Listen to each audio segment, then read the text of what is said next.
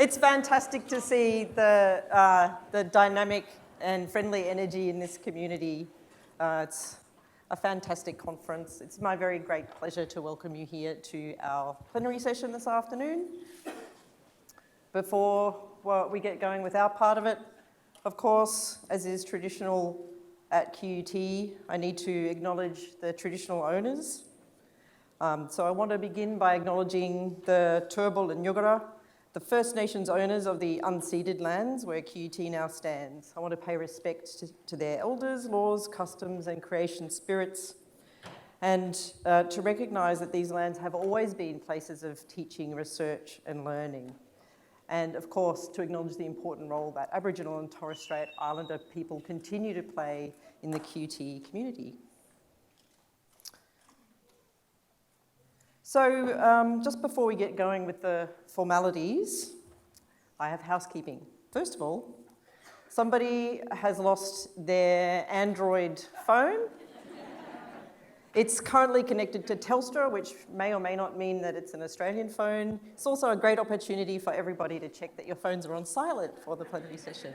If this is your phone, obviously we'll hold it here on the desk. You can come get it later. Secondly, I've been asked to remind you that the purple tickets, which starts with P, so P is for purple and plenary, and those tickets are for the drinks after the plenary this evening. And thirdly, I know that you've already been trolled not only by our association president and our program convener and the Deputy Vice-Chancellor of Research for QT about travelling all the way from overseas, for those of you who have done that, to be at this conference. And of course, I would never do such a thing. But I do want to say that I had a bit of a moment yesterday afternoon at drinks where I realised that you've all come all this way to be part of this conference in Brisbane, and I had feelings. And I wanted to share that with you. So we're all actually, despite the trolling, which still stands and is entirely valid, incredibly grateful that you've made this journey. So thank you for being here. So, as you all know, the title of this plenary session is Unpacking Trust in the System. Back in 1999, this is possibly the only time I'll ever cite this person, Bruno Latour wrote, "There are 4 things that do not work with actor-network theory: the word actor, the word network, the word theory, and the hyphen." Thank you. So borrowing from Bruno and outing myself as a bit of a trust skeptic, and I know I'm not alone, having heard great papers today, I'd like to start by recognising 3 problems with the phrase trust in the system: the trust, the system, and the. Of course, the is also a pretty great early 80s post-punk synth pop band. For the benefit of the young people in the room. And look, I opted for that music joke rather than the alternative, which was a Billy Joel-themed pun on matters of trust. So, yes, you're welcome. We could probably also haggle about the in trust in the system, but as all speakers of English as a second language know, spatial prepositions are basically stupid, interchangeable and meaningless. In any case, our 4 fabulous speakers, who I'll introduce in a moment, will have plenty to say about these problems as we unpack the theme together. We might want to think critically, for example, about the idea of a crisis of trust, which implies that trust is something that society or the banks or the government or the media had before, and we need to somehow help them get it back. After all, who or what are we being asked to trust in, and in whose interests? And wouldn't we rather have the tools to assess and perform trustworthiness, for example? Isn't the exercising of reasoned mistrust kind of our job as citizens? And I know what you're thinking, who is we exactly? But of course there are real concerns here. This afternoon we're going to hear about how various internet and digital media systems have become weaponised to sow distrust and disengagement in politics and in democracy. And beyond the media and communication systems, the tech world's increasingly occupied with fantasies of decentralized smart technologies that will perfect transactions in business, government, or law to the extent that the systems that rely on them will become trustless. How do we feel about that? And on the other hand, we might want to consider the potential for these new technologies to help build more trustworthy social, relational, democratic, and humanitarian systems. Perhaps most importantly, the conversation we'll have this afternoon will collectively highlight the diversity and multiplicity of international media and political systems, internets, and cultures that intersect at the crisis or the crossroads of trust. So I'm sure you're looking forward to this conversation as much as I am, and these four fantastic speakers. Xian Qin, who's an assistant professor at Xian Jiaotong-Liverpool University. On her right, Sinpeng, lecturer in government and international relations at the University of Sydney. Ivana Jurko, research and development manager of Humanitech for the Australian Red Cross. And finally, Andrejevic, professor of media studies at Monash University. So each of our speakers is going to address the plenary theme in turn, speaking for about 7 to 10 minutes. Then they'll return and I'll facilitate a conversation among them if particular cross-cutting issues, questions and answers pop up. But before too long, we'll open it up to have a really dynamic and generative conversation amongst all of you. So please help me welcome our first speaker, Xian Qin. Okay, yes. Thank you very much, Jen. So actually, I'm very pleased to be here to share my thought with my colleagues. And first of all, I would like to give you a little bit background of my academic career. So I'm mostly doing research on regulation, policy, and governance. So that's why, some of my talk will focus on internet governance. Okay, so I thank the organizer for inviting me. So in the following times, I would like to address the topics of the trust in the system from three perspectives. So the first perspective is about why is trust so important in the online system. The second is about the reason for the decline of the trust and the rising of the distrust. And finally, I would like to discuss how can the news media and the social platform reclaim the public's trust. So what is trust? So trust actually provides evidence about with whom user can trust to share information, and from whom user can accept information without additional verification. So with trust, we can directly seek information from trustees or trusted entity. So the trust actually serves the twofold purpose. First, trust helps us without being overwhelmed by overloaded information. And secondly, they help us to provide credible information. So therefore, trust is crucial in helping social media users to collect relevant and reliable information. So besides online interaction, no matter this interaction is about e-commerce or dating or information sharing, all involve different levels and types of risk. So actors need to have trust in each other and in the system. So through them, they can communicate and meet and doing business with the system. So, however, the sharp decline of the trust of the public in the news media, especially in online social media, not only was observed in UK, Americas, but also in China and other Asian countries, as we all noticed. The rising distrust in the news media have caused wild social and political ramifications. So, for example, 2019 research by the Pew Research Center in the United States shows that the problem with news media, including issues such as bias, sensationalism, and focusing on the scandals, and not to separate opinion from fact, and also the prevalence of misinformation have contributed to the decline of the trust in the federal governance and also in the decline of the trust among the personal in the interpersonal relationship. So research also shows that there's a stronger interrelationship between public satisfaction of news media and the trust in the governments to do what is right for the countries. So therefore, the trust is crucial not only for our public life, for the politics, but also for our interpersonal relationship between each other in the communities. So why there's a decline of the trust, a rising of the distrust in the news media? So that's the three different issues we have to address here. So first issue is concerned with the quality journalism and the way of the news media reporting politics and the public affairs.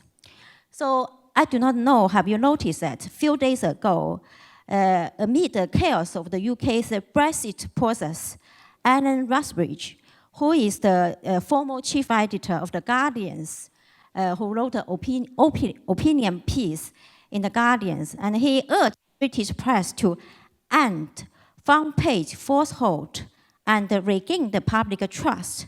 So what he argued is that we're no longer willing to believe almost everybody. Most survey of trust find very little faith in what the government or politicians tell us. But there are also extraordinary low level of trust in the media, in the most of our media. So he said, good information is not only about true and accurate information. So if you are a journalism student, we know that the first thing of being a good journalist is to report the truth and be accurate. But he said actually it's not enough. Good information is not only about the truth or accuracy, but also about information that is believed and trusted by the readers. Okay, so the other example is the recent news coverage by both domestic and international media on Hong Kong's protest and the violence involved. So if you have been following the news media coverage and also the public reaction to this media coverage, you will notice different actors, no matter they are protesters in Hong Kong, government and the public in both Hong Kong and mainland China, all accused news media and the social platform, including those from local and from international, for bias and the lack of impartialities in both reporting and governing their users' account and the contents.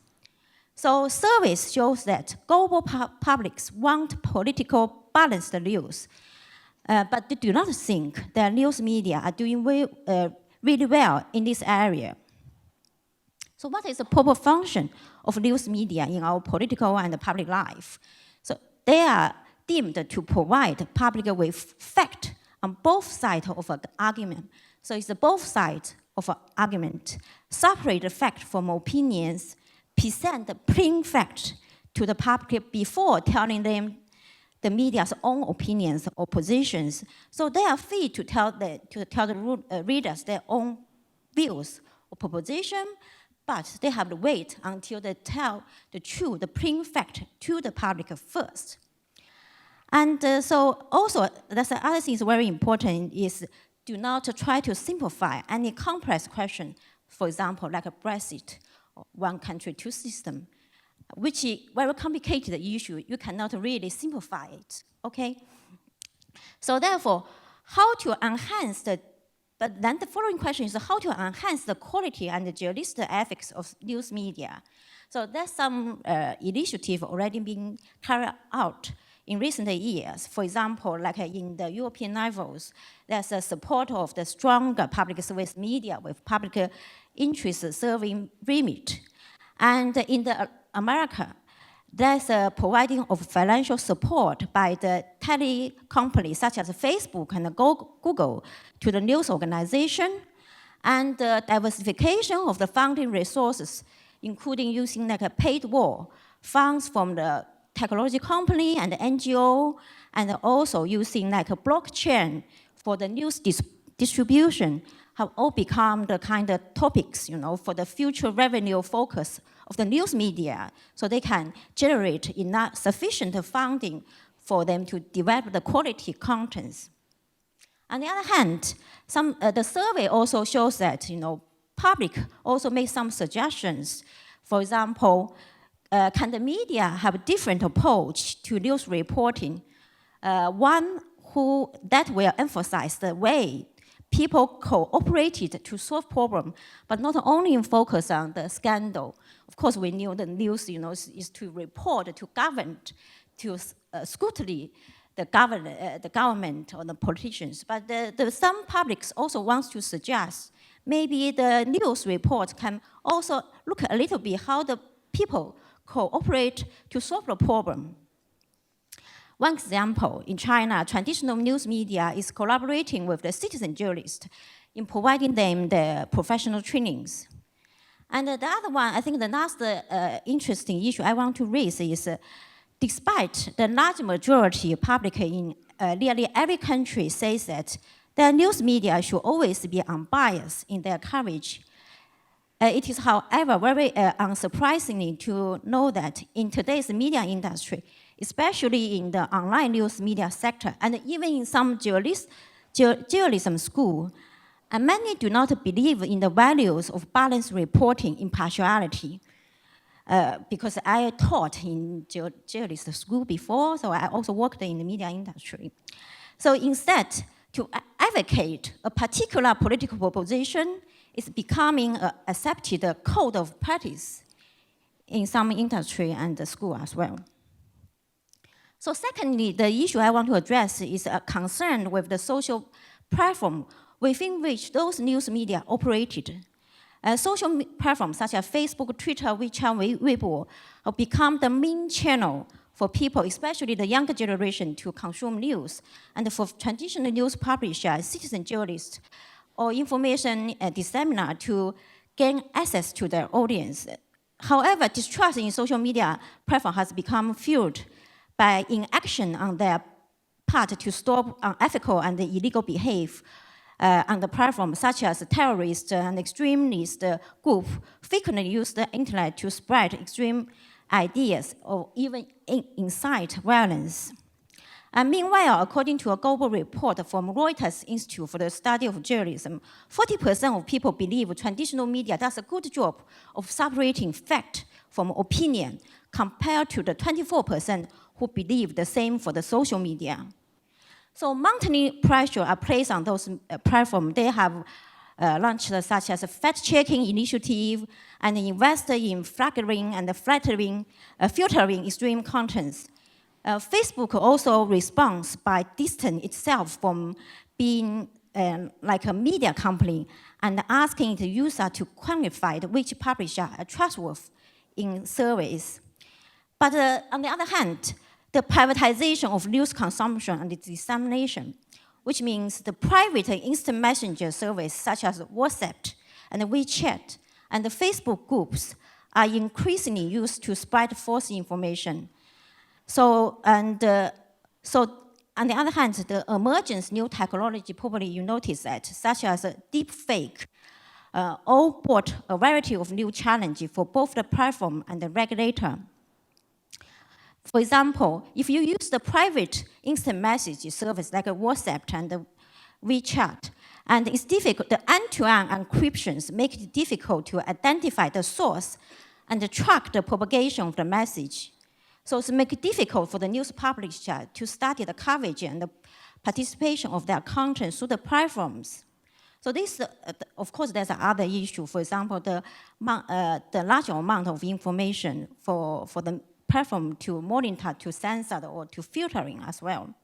So at the intergovernmental levels, and the European Commission also launched its own action plan in tackling misinformation and fake news. And different governments, like German, French, and the UK, look for ways to better regulate tele companies via different mechanisms, such as data protection, content regulation, and digital taxation.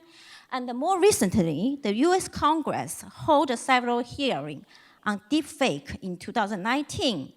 And in July, the Congress committee actually approved bipartisan legislation to guide the Department of Homeland Security to conduct some annual research on the deepfake and the similar contents.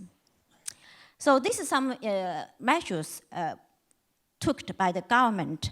On top of this, also they try to reduce the economic reliance on those platforms by impose antitrust investigation on large internet platforms. But I'm not going to detail. If you're interested, you can explore further. Different countries use different regulatory approach and the corresponding policy for large-scale internet companies. And so but in terms of structural impact on the internet governance, by the widespread of the disinformation and the fake news, and the structural impact actually is on the internet governance level. In 2019, probably you still remembered, there's a Christchurch murder, cases happened in New Zealand. So therefore, in July 2019, various government agents, regulators, including Canada and the European Union, and France and New Zealand, and other internet media companies such as Facebook, Google, and Twitter, they reached this Christchurch call to actions, which is a non-binding agreement, follow the master murder case in the New Zealand. So the significance of this non-binding agreement is to give important role to the government agent and the private tech companies in regulating the internet content. And before, actually, the dominant model of internet governance is multi-stakeholder. And so, but this action plan actually gives them much more important role and function to the government and to the companies. So this action plan actually has been criticized by the NGO for undermining the multi-stakeholder model of internet governance. And then at the same time, in UN, there's a high-level panel of digital economy. So in this year, they released their first report on the digital economy. So in that report, they call for the reflection on the current governance model of internet, and which also talk about we should think about the proper governance model of the internet. Should we give the more power to the governments to regulate internet contents as well? So we can see, the action plan and the UN's report, they are echo with each other. So therefore, the impact of the fake news, of the decline of trust, had an implication not only at the national level, but also in the international levels. And thirdly, and most importantly, the confrontation of different values and may also lead to the bias and mutual ignorance towards each other. As we know that technology that mediate interaction in cyberspace is a complex one for most of the actors. So their willingness to trust each other will be mostly influenced by previous experience with a particular situation and with a particular trustees. They will assess these trustees or these actors' trustworthiness based on the previous experience. To have such experience is especially difficult in transcultural and transnational information sharing, communication, and news reporting. So the trust base for interaction in cyberspace, therefore, is rather fragile. So therefore, it will be very important for the user, journalists, and the social media platform to reliably identify the other actors and interpret their trustworthiness without prejudice, fear, or favor. For example, the user to check the reliability of the news source before they retweet it, and also the platform to avoid the stereotype, any type of news media, by allowing all of them to compete fairly and openly in the system.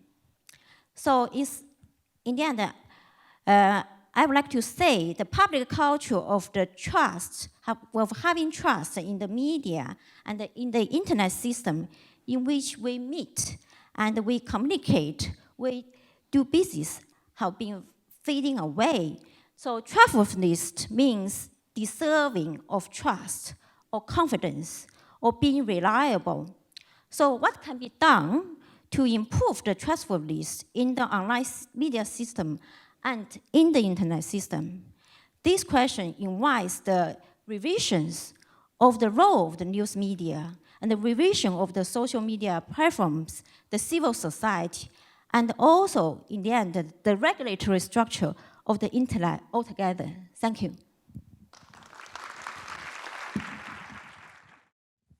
Hi everyone, I'm Aim. I thought I'll share you a story of my nephew. Hopefully it's related to trust. I think it is. So I'm originally from Thailand, and we just spent the last 8 years or so in a military dictatorship. And I watched my nephew pretty much grew up his entire life under this dictatorship. And it's such a fascinating experiment to see how propaganda really works in real time, like in real life. So by the time he was born, the military had taken over. The first thing they did, of course, when you take over a government that was elected, is you shut off the shut off the media, right? So you basically switched every single channel into the same channel that was sponsored by the military. And he grew up sort of watching military sanctioned content, right? About about everything, about the world, about the country, about kids' songs, right? So when he was 5, he sang the first song in full length. And it was, I'm not kidding, it was the very song the military played when they took over power. And that song talked about trust. Said, give us trust and we will give you back democracy. And he sang the whole song. And I stood there in tears. I wasn't sure if I was in tears because I was so happy that he could sing a song, or I was just like, oh my goodness, should I tell him what this song actually means? I never did end up telling him. So we just had an election a few months ago, and I just jokingly asked him, so who would you choose as a prime minister if you could? And of course, he said, the military general, who's now, who became a politician. And I said, why? Why would you choose him? There's all the other candidates. He said, well, I think he'll do a good job. He's been running a country for all this time. So just this idea that trust is constitutive, that it grows out of a context of what is trustworthy. And part of that is probably propaganda, manipulation as the greatest extent, I think in an authoritarian context. And part of it is just, in relation to other source of trust in life, right? So trust in families, public institutions, and in civil society. And I want to bring this up because I think that this general global doom feeling that all of a trust is going down the drain on the media is actually not reflective of the whole world. In fact, in the region that I work the most, in Southeast Asia, things are not that bad. And it's interesting because this region is largely non-democratic. So you actually see higher trust in governments in countries that are not democratic. You also see higher trust in traditional media in countries that are not democratic. Traditional media, right? So we're talking, often state-run press, right? And people know that, and they trust it anyway. And this is especially true for Singapore, right? So I think I think we need to really break it down and look at this really country by country, almost context by context, because it also changes over time, right? Malaysia had really bad trust in government, lack of trust in the media, NGOs, up until the opposition won in 2018. And suddenly, this following year of survey, trust just went through the roof, the highest increase in trust in the country I think it was 25% increase in trust. In a very long time. And and you're thinking, how could they trust the government more? The government just got into power, haven't done anything, but it's just that feeling that, oh, finally, we have something more credible. So I think we really need to, really step back from that global sort of trend and really look more closely into each country. Even a region like Southeast Asia varies a lot year to year and across country, but there seems to be a trend that, in fact, you see higher trust in non-democratic regimes. Secondly, and I think this is a really important point when you look at different indices of trust, right? It's the issue of measurement. So one of the biggest private index for trust is that Edelman, right, index. And if you actually look at how, so one of the biggest findings for the 2019 report is that there seems to be a widening trust inequality gap, right, identified by the gap between the informed public versus the mass. But if you read their definition of the informed, what is an informed public? People who have college education with certain level of income in the top 25% and regularly read or consume news. If you put that in developing country context, how many people have college education in the country? And how many people make 25% of the income?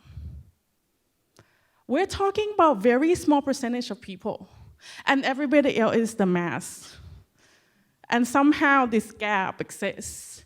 So I think we really have to rethink the way we think about those trust index in the developing context, because if you make an argument, and this matters a lot because you think about intervention tools, improving digital literacy, and you say, oh, it has to be education income. I'm like, wait a minute. You can't measure being informed based on whether or not you go to university. This, in a context of Myanmar, that would be like no one, not no one, but like less than 10% of the population. That can't be right, that the entire majority of the population is uninformed. About what, exactly? So I think, and it's especially problematic in developing country context because often surveys are not well conducted, even in those countries. Surveys in their own languages, right? It's just not enough money, and global indices tend to skip over these countries because they pick and choose like bigger economies in Asia, right? And so it either becomes, a blank data, or it doesn't get enough, doesn't even have enough local surveys, or when they do, it's often using the same questions as the global survey for comparability, but then it doesn't actually reflect the local conditions. So these are like some of the two major issues I want to bring up when thinking about trust. The third one I would just quickly mention because it's part of my ongoing project on understanding political engagement in Southeast Asia during election times. So basically I ran surveys during election campaigns in most of the countries in Southeast Asia. And one of the important findings that I find is that, speaking of education, there seems to be some kind of correlation between the level of trust in social media and how much they vote with their families. And this is interesting, especially in the case of the Philippines. So people who are more likely to vote with their families also trust social media more. And when we talk about social media in Southeast Asia, we pretty much talk about Facebook. And when we dig deeper into why that is, it's because, in fact, they used Facebook to figure out who their families are voting for. The very people they trust the most, their family members. So in fact, social media was just a mediator between, the people who they trust most and trying to figure out their political preferences.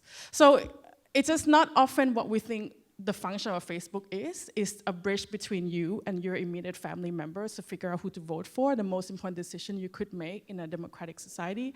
But this is the findings I have, and I thought it, really brings all sorts of questions about the issue of trust within Southeast Asian context. How do we measure it? How do we can we better conceptualize it in the future? Thank you. Everyone hear me okay? Great. Thank you so much, Jean, for inviting me to participate today. And thanks so much, Aim and Yik, for your fantastic insights. It's really such a pleasure to be able to come here to this conference, and not only because Brisbane has such fantastic weather in comparison to Melbourne, but because of the opportunity to hear from experts such as yourselves about this intersection between data, digital, society, institutions, and the various implications this has on trust. And this is incredibly relevant to my sector, the humanitarian sector, because trust from the communities where we work, trust from our supporters and donors, trust from a wider society is crucial to our ability to actually do our work. So as Jean introduced, my name is Ivana Jurko and I work at Australian Red Cross. Australian Red Cross is Australia's largest humanitarian organisation, and we're also a member of the world's largest humanitarian movement. So we work from nearly 400 sites across Australia. We also are present in about 191 countries around the world. And we have a shared mission, and that mission is to help support people at times of vulnerability, which may be caused by either disasters, conflict, or disadvantage. And to do this, we have identified data and technology-driven transformation as a key area of strategic focus for Red Cross, and it is in fact of growing importance across our entire sector, given the enormous potential these technologies and solutions have for our work, but also the significant challenges they pose. So as you can tell, today I'm coming from a slightly different angle to my co-panelists, but I hope to keep it interesting for you and just provide a different perspective. So for humanitarian organizations, we know that we need to change in order to respond better to increasingly complex challenges and complex working environments at the time when our traditional sources of support and funding are actually diminishing. So this has led to a burst of experimentation in our sector with data-driven technologies, with the so-called frontier technologies and solutions. So for example, we've been using increasingly data modeling to help us predict the spread of infectious diseases or to map out community vulnerabilities and resilience. Biometrics are being used by some agencies in our sector as well to streamline and speed up registration processes, thereby allowing faster access to aid for people in need. And AI-enhanced data analytics are helping filter and classify social media messages related to humanitarian crisis in real time. So giving really interesting and up-to-date information to responders on the ground so they know where they need to go and what the situation is on the ground. And finally, one of the other transformative technologies that is kind of really prominent, it's gained, I guess, attention and imagination of our sector in only a few short years, and that's blockchain. Blockchain has been touted for having potential to improve the speed, the efficiency, the transparency and accountability of humanitarian organizations, and through that to actually improve trust in humanitarian organizations and between humanitarian actors. So this technology is being increasingly used to progress a range of sustainable development goals, and there's solutions in the works related to identity, related to land rights, governance, provenance, many different things in Australia and internationally. So just going back to why we're doing this, as I mentioned, the sector is increasingly being pressured to keep doing more with less resources, less funding. And we know that data and technology are giving us the opportunity to do our work cheaper, faster, better targeted, and enhance our ability to deploy the right kind of aid and services at the right time to people who need it most. However, and it is a very big however, these systems can also introduce a host of potential harms by exposing already vulnerable people and communities to new forms of intrusion, insecurity, and inequality. So these harms can include, for example, breaching privacy obligations by collecting personally identifiable and sensitive information, ethical issues caused by testing poorly understood technologies in vulnerable contexts, possibly without consent, because we are talking about situations of vulnerability, conflict, or disaster, when people may not be able to give meaningful consent, and not considering the needs of populations in these unregulated contexts. So biometric procedures, for example, can lead to serious violations, and aid organizations really have to carefully consider the type of data we're collecting, where and how long it will be stored, who will have access to it. Otherwise, matching of data sets between humanitarian organizations and potentially national data sets can increase exposure to new forms of surveillance and potential misuse. So this abuse of data rights causes direct harm not only to the people we serve, but it actually causes harm to humanitarian sector itself through the loss of legitimacy, through the loss of reputational damage, and therefore to the loss of that trust, the fundamental glue of the humanitarian system. So I guess it's clear that the opportunities for using data and technology as a critical tool for humanitarian work come hand in hand with the need to develop standards on how to use them in a responsible, ethical, and inclusive manner. This means understanding the consequences that the use of data and technology have on vulnerable people, and then actually taking measures to ensure that people are not put at risk. Now, the research, development, and training around data and technology is happening largely outside of our sector. And humanitarian organizations are increasingly looking to cross-sector partnerships to be able to develop the skills, expertise, and evidence around the implications of data-driven technologies, and but also to bring our own perspective, our experience of working with communities and our values into the use and research and development of these tools and systems. So in doing so, we believe that our sector will gain the know-how to improve the impact and effectiveness of humanitarian work. And we believe that we can then advocate with authority because we will have some better understanding of the implications of the technologies and tools that we are introducing. So this is why Australian Red Cross, for example, has established Humanitech, which is a strategic initiative that explores the opportunities and challenges at the intersection of frontier technologies and humanity. And we're doing this through collaboration and partnerships with universities, with the private sector, and with a range of humanitarian and community organizations to collectively, jointly build that knowledge and build the principled approaches. So in conclusion, as I mentioned, our sector understands that through the better use of data and technology, we can deliver better humanitarian approaches and solutions.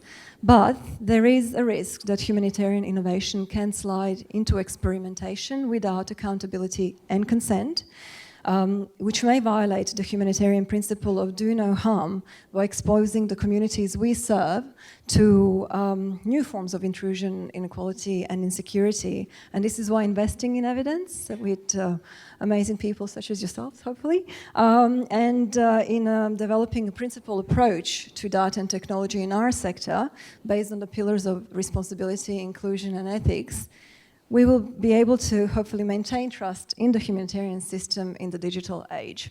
Thank you very much.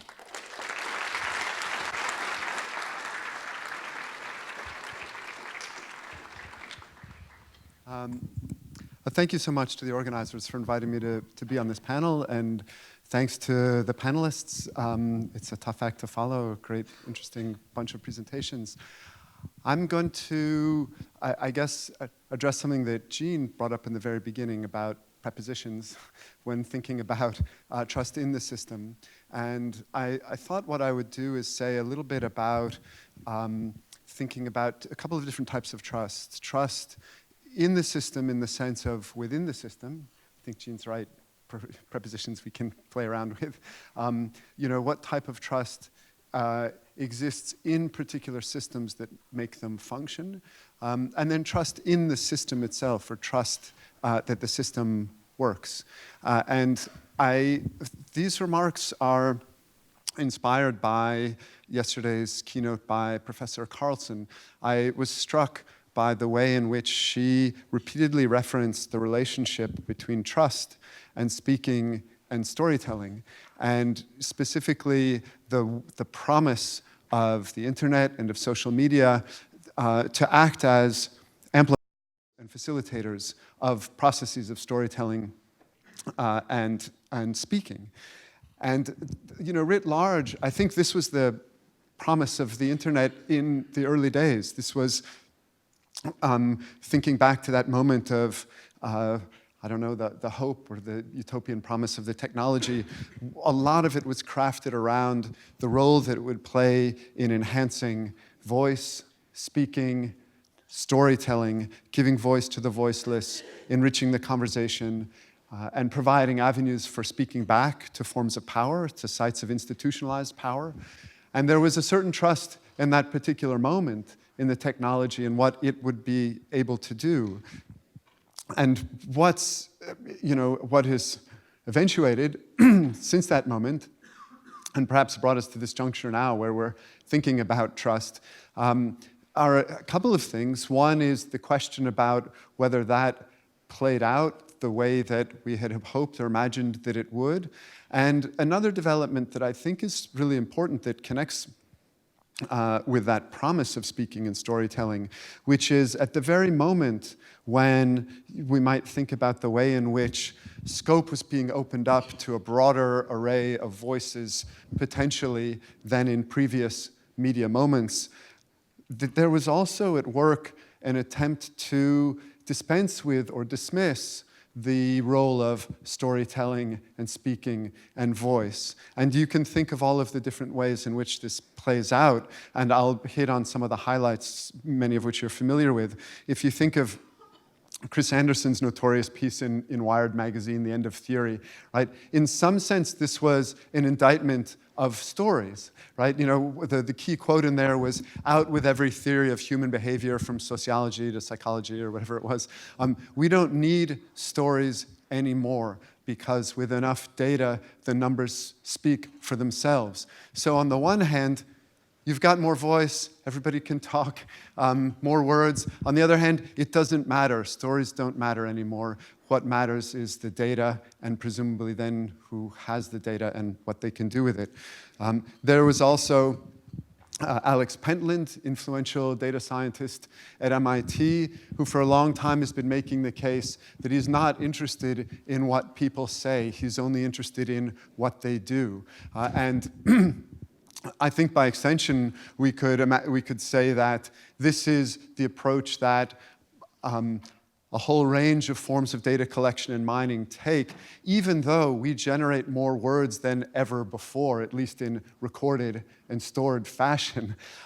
How those words are treated is, if we think about the automated systems that process them, has very little to do with seeing them as stories or as speech in a representative sense, and much more to do with seeing them as things that people do, right? So turning, all speech into metadata that can then be mined for correlations, excuse me. And of course, most recently, if we think about the fate of speaking, maybe even storytelling, is Mark Zuckerberg's fantasy of doing away with speech, right? At the very moment that he's kind of cultivated a hyper-social environment. You remember when he was talking about what he thinks the power of VR technology will be. I think you're going to be able to capture a thought, what you're thinking or feeling in its kind of ideal and perfect form in your head. And VR or some subsequent technology, I don't know, maybe Elon Musk's Neuralink, is going to make it possible to directly transmit it in a kind of mind meld way so we can dispense with language, that thing that got in the way of our communication. And that's of course, a very, the antipathy, I think, there's something telling in the antipathy to speech and language in those developments, right? What's at the root of that? And I bring it up because I think it's connected to this question of trust. And again, to think back to Professor Carlson's talk, the relationship between storytelling and trust, and the traditions that are built up over time and through community that make stories meaningful and that allow culture to reproduce itself through stories. what does it mean to have a certain antipathy towards that? Well, we know that there's a kind of embedded, I don't know, kind of classical liberal notion of the idea that meaning starts in the head, and then language is the medium that we use to try to always imperfectly convey it to one another, and that therefore language starts to look like an obstacle because it gets in the way of the transmission, the perfect transmission of that thought, right? That's a very particular way of thinking about how meaning works, and it's, probably a nonsensical one. So I guess I'm raising the question of the extent to which the antipathy to language is based on a certain solipsistic fantasy that's one of total control. Language is threatening in a way because language is a community resource. It's not fully controllable by the individual. If the individual tried to make their own language, as we know, it wouldn't really work, right? It would turn into some type of an idiolect. That antipathy to those community resources, seeing them as an obstacle to communication when and imagining some type of alternative to them, whether it be through numbers that just speak to us in slightly, I don't know, disturbing fashion, or direct mind meld, posits. I think it's connected with a whole series of apparatuses that are arrayed in a variety of ways towards undermining the types of community resources that make possible the forms of trust that I think Professor Carlson was speaking about. And so I wouldn't want to just single out the technology or the technologists, but I'd want to place them within the context of a series of policy developments and commercial developments that work in the direction of eroding the types of resources that make it possible to tell stories that have some type of efficiency, that work, that we can trust in. And we can think about forms of policies that are directed towards undermining shared resources, collective goods, the welfare state. We can also think about the ways in which the forms of hyper-commercialization of the media trade on undermining whatever it might make possible to provide a foundation for meaningful storytelling to one another, if that makes sense. I was thinking of that headline that she had up about the protesters in Melbourne, selfish rabble. We understand that from a commercial perspective, mobilizing forms of mistrust, antipathy, controversy is a business model, a quite successful one. We also know that this predates internet developments, but of course it's exacerbated by them or continued by them in certain contexts when, oh, sorry, okay. So I feel my words are, sorry. We know the way in which the algorithmic curation systems are built to privilege the type of content that does much of the same thing that those headlines do. So to wrap up, I would want to add to this portrait that I'm painting of a kind of strategy for dismantling the kind of context that would be in place to make storytelling possible is complemented by developments that offer us surrogates for trust that we've mentioned already. So forms of always-on surveillance and monitoring, forms of automated interviewing systems that derive from the technological developments that I've been talking about. So on the one hand, forms of social trust under certain type of assault, I think. And on the other hand, well, but there are systems that can come in and take their place. If we just monitor everybody, we don't have to worry about trusting them. If we're concerned about social policy, in the US, if we won't do gun control, we'll just surveil all the schools all the time with AIs that can detect guns, and that will be a form of a solution. And I guess what I want to end by saying is, I don't think, the proposition that I would advance is that trusting in those automated or surveillance systems can't work, we know, as a surrogate or a replacement for the forms of social trust that we need in order to be able to tell stories to one another that are coherent and meaningful. And the further claim is, I don't think you can even have trust in those types of systems independent of the forms of social trust that make it possible for us to function as communities. And I'll leave it at that. Thanks for your time and patience.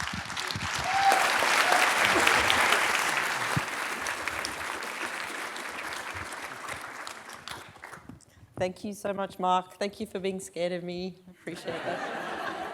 So few people are. So we're going to actually skip the intra-plenary discussion and go straight to Q&A because I know that many of you will be bursting with ideas and questions and so on. So we, as is tradition, have our president and incoming president as mic runners. So keep your questions short, sharp, and to the point, please. Yes, okay, I've got a short, sharp question for the whole panel. Do you think that trust is the right place to start to get at what matters today?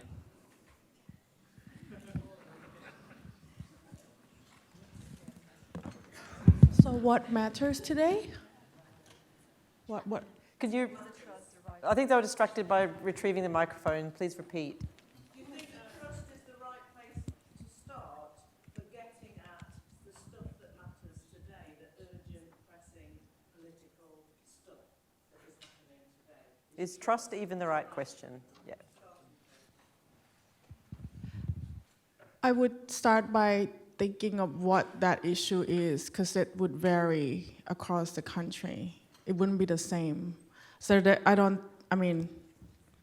first, we need to figure out what's the most pressing issue of that particular context.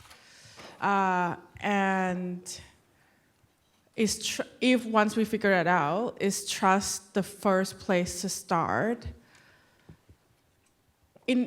Yes. Yes. A, because we have to first figure out where do we get information about that issue. And source of information you trust could vary based on that issue, based on the community, based on the context.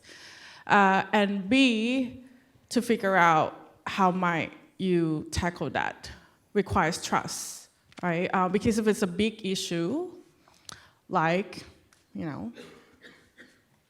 political change, it's not going to be solved immediately or possibly take forever. So trust matters because it will bring all the different groups of communities together that might not see this issue from the same perspective. I think because my background, as you know, that I'm legal and ethics academics.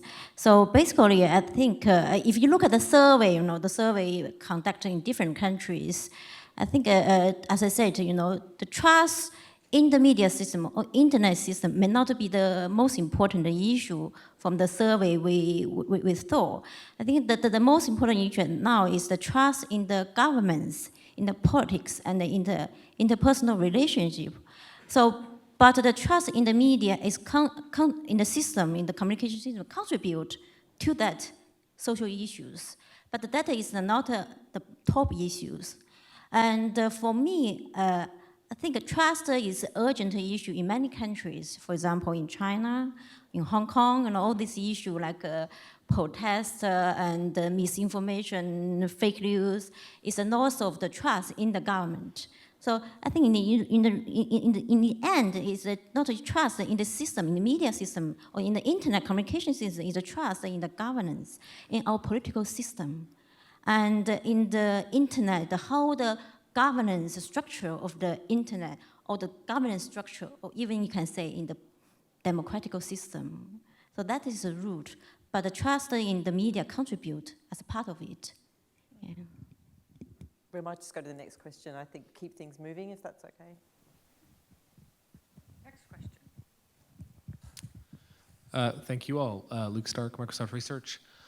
I was very lucky to do a postdoc with a sociologist of trust, and one of the things I learned from her was the way that trust can be broken down into ideas of credibility and benevolence, right? And the idea of credibility, you do what you say you're going to do, but then benevolence, you in some way are associated with the values and are trusted to engage with the values of the people in which you're engaging. So across all four panelists, I wonder if you might think about reframing your remarks around lacks of credibility versus lacks of benevolence in all of the examples that you've given.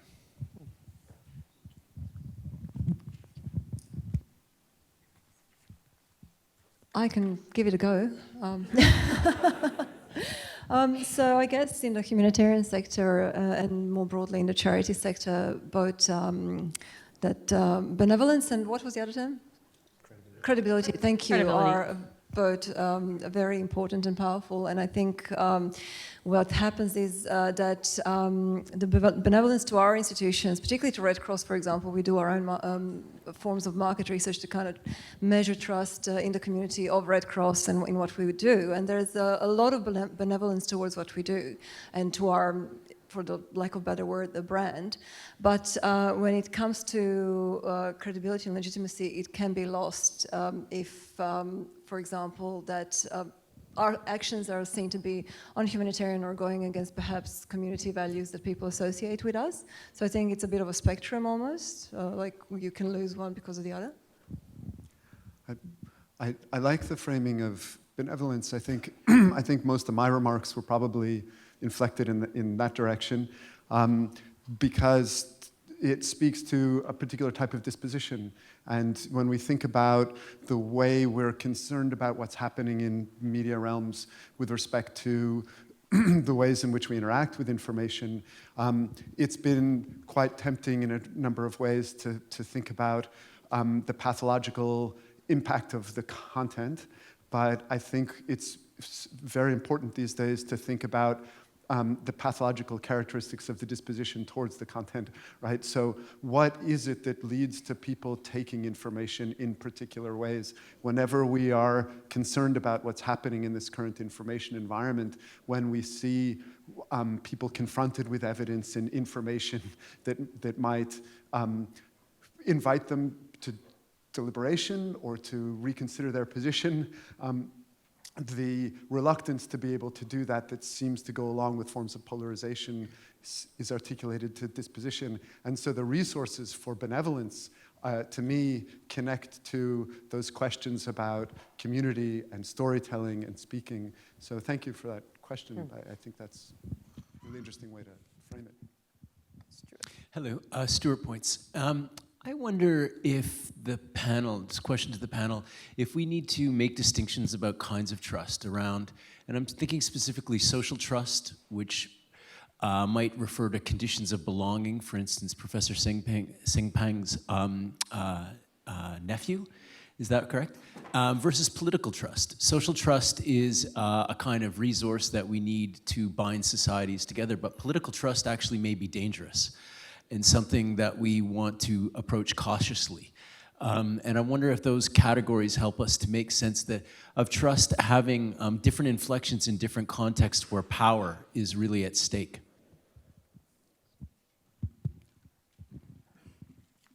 So you're thinking that political trust should be measured differently than social trust? I think that there's obviously a dialectic relation between social trust and political trust, but they're distinct things, distinct ways of being in the world, I think. And so to imagine trust as a singular form of social of being seems to misunderstand what we do with relationality in our lives. In our families, we need trust. In our communities, we need trust. With our political leaders, as has been said at different points throughout the week, maybe trust is not what we want to encourage. We used to talk about critical thinking because we used to think that trust was not something we want to take on easily. And I just think that if we use the category of trust in a singular way, we're misunderstanding how it operates as a binding force in societies. Okay, I think you're right that in a political sense, maybe trust can be measured much more instrumentally, and this would explain why a region like Southeast Asia has had so many authoritarian regimes is because they look at trust in the public institutions, like in politicians or in the government or in civil servants, as what have you done for me kind of trust. So have you, given me public goods? Have you done something to provide me with to improve my livelihood? So they see trust as in a form of accountability, but in a really instrumental way. So regardless of the type of government, if you can get more trust from me, if you can provide these things that I want.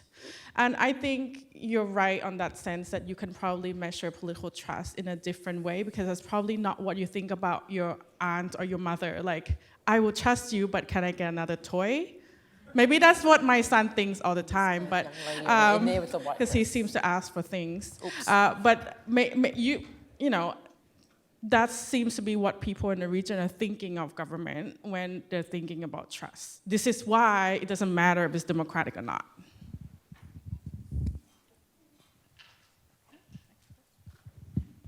Hi, I'm Sam Sroy from Oakland University. I want to preface my question with saying that this is not an area I study, so I am way out of my league. But what I'm hearing from the comments and from you guys is that, if trust is different depending on context, sometimes it's technological, sometimes it's social, sometimes it's transactional, and if trust can be defined as a benevolence and credibility. It sounds like trust itself is granular. And if it's granular, it follows then that when I say I trust you, I am making a bet on a particular context in which my trust is given. But that context is always mutable, it's always changing. So are we actually talking about something that's real, or is it just a fiction that we tell ourselves so we feel better when we sleep at night?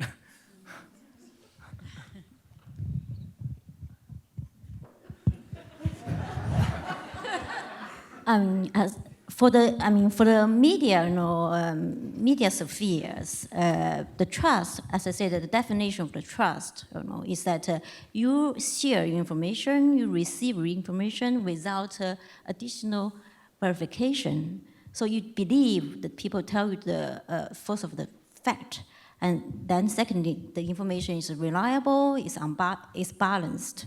So that is a trust we defined in dualistic terms.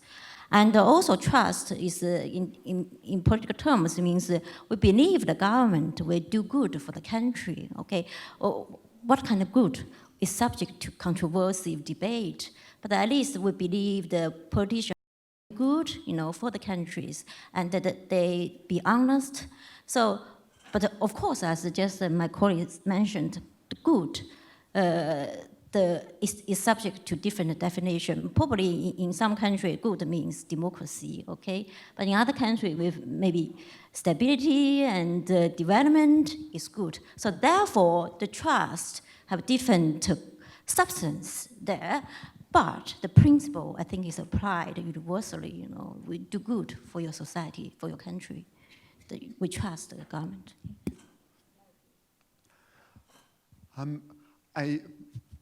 I'm tempted to juxtapose to that granularity without disputing it, but just putting next to it,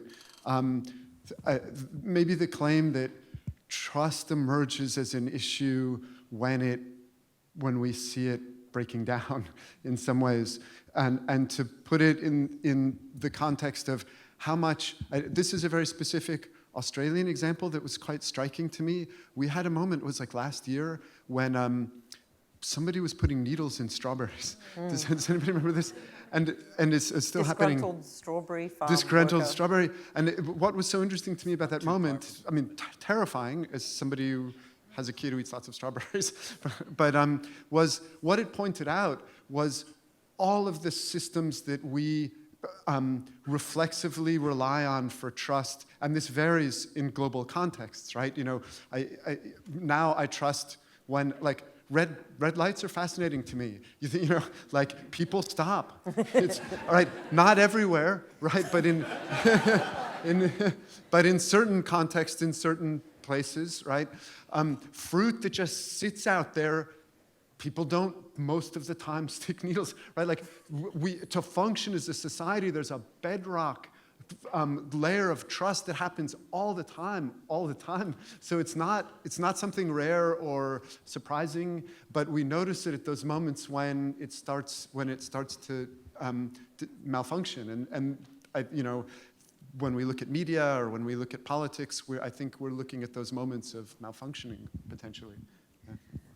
These have been such great questions, and they all sort of converge a bit together. So what I'd add to this is as well that perhaps that granularity could be translated into domains of trust, and it speaks to that comment between political versus social trust, the ideas of credibility or benevolence, but also ideas of transparency and accountability. So what happens when trust breaks down? How do you keep institutions, for example, humanitarian institutions or institutions of government accountable for their actions? So perhaps domains is another way to look at it.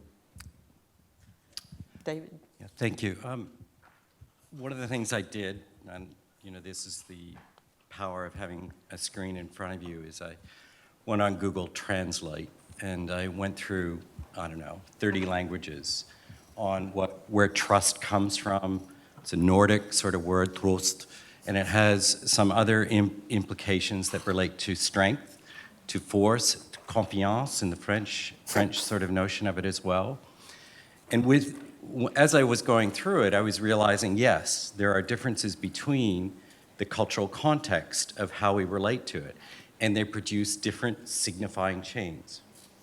So I'm going to do one core question that comes from that, and it's the idea that maybe it's not that we should separate social from political or something like that, but is trust, if you really think about it, as a child, as anything, is a power imbalance.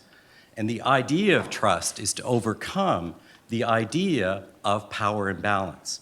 If we think of Marx's description of the 20 years, 25 years, it was the idea that there was a dispersion of the relationship of power.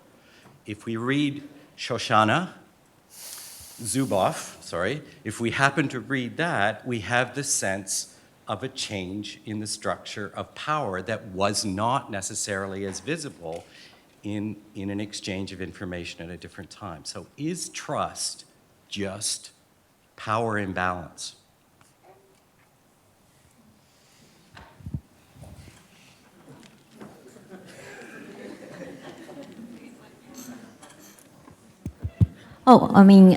All the media communication is involve power. I think no matter we studied the communication, the media, it's always involved the power. So power is always there. So I'm sure in this situation is you can argue it's shifting of power. Before we have the digital media era, people have a trust in the traditional medias and in the one-way communications. So now, they have more, two-way interactions, and people get more transparency, and also they require more accountability from different actors, including the governance. So therefore, you can see, you can argue that there's a power shifting from the central power and to the public in general. In that sense, but I do agree that the other colleagues' argument about a separation between the political trust and the social trust, because trust in the political sense is also dangerous terms. So we need to be cautious and about how much do we trust in governance and the power. So have a confidence in the governance is good in some way, but it has to be to a certain extent. You cannot have a full confidence, so we always have to be cautious and have doubt and scrutinies on the government. That's why I think he's making the right argument. Thank you. I want to bring another dimension to this. So I'm not sure what power imbalance between the elites and the people, but it's the time dimension.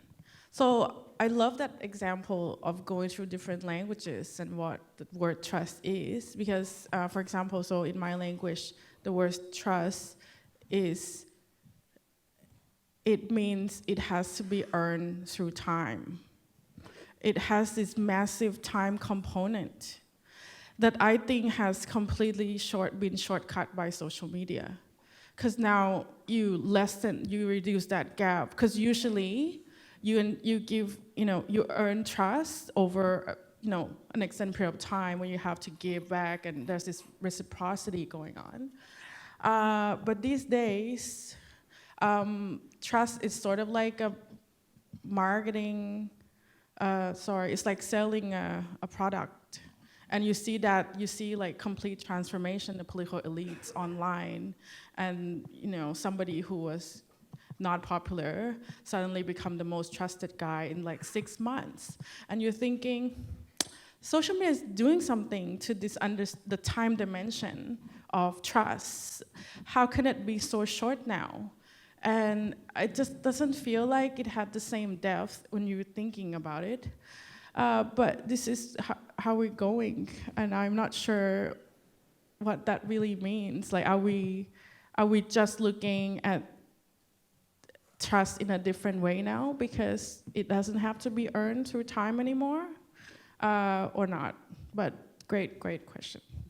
I think we'll probably have to go to the last 2 questions. Lynn, do you have one up there? Hello, thank you for an excellent presentation. Catherine Alejandra Cross from the University of Washington. So in thinking about trust, what comes up for me, at least in the work I do around online toxicity, is the fact that there's been an erosion in online users' trust in each other, where we can no longer trust the candor of the person that we're talking to. Trolling and ionizing has become so endemic to online expression. And I'm wondering about that dimension, because so much of the discussion has been focused on these vast power differentials, individuals versus governments or media organizations, which is profoundly important. But also, what about the trust in each other that we are meant to have in the sort of grassroots ad hoc social systems that get built online? Short, sharper answers to that one.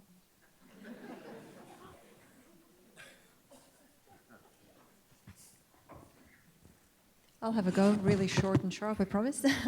So that resonates with me in terms of our work. When it comes to that first question that was asked tonight about is trust the right place to start, and we kind of came to the conclusion, yes. But it's about, for us, the main problem in the world is, for example, climate crisis. As a humanitarian movement, it's a threat multiplier. And related to your question, we are now facing a world where people simply don't have a shared sense of reality.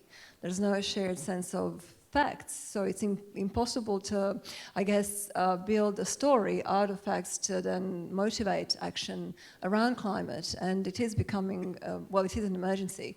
So yes, I guess I'm agreeing with the premise of your question and saying for the way we see it is we're finding it really hard to penetrate across and build bridges when people simply don't see the same things and don't have the same information and have completely different sets of facts online about an issue.